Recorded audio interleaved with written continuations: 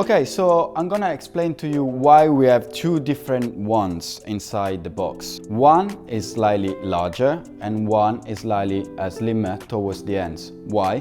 Because if we're looking for the fine curls, then I would recommend the slimmer one. Whether you're looking for soft waves, natural movements, I would recommend you to use the larger one. We have also different material. One is in plastic. I would recommend to use it on an occasion where your client has already curly hair and you don't need too much heat in the hair. Just go with the plastic because it's gonna work better. You need the metal one because you want the heat inside the wand to make the hair set.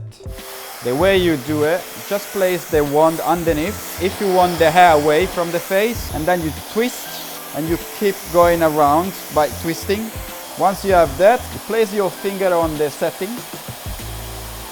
and then you will cool it down for 5 seconds. You will feel the heat through your hands, so you know when it's the right time to cool it down.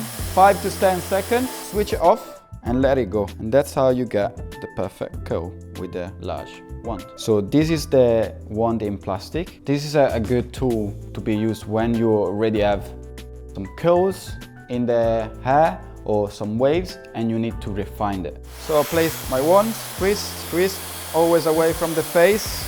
Keep in place for 5 to 10 seconds and then go to heat settings down to 0. So this is the cold shot and we allow us to set the hair on the wand again and then switch it off. So much easier to control the hair if you switch it off.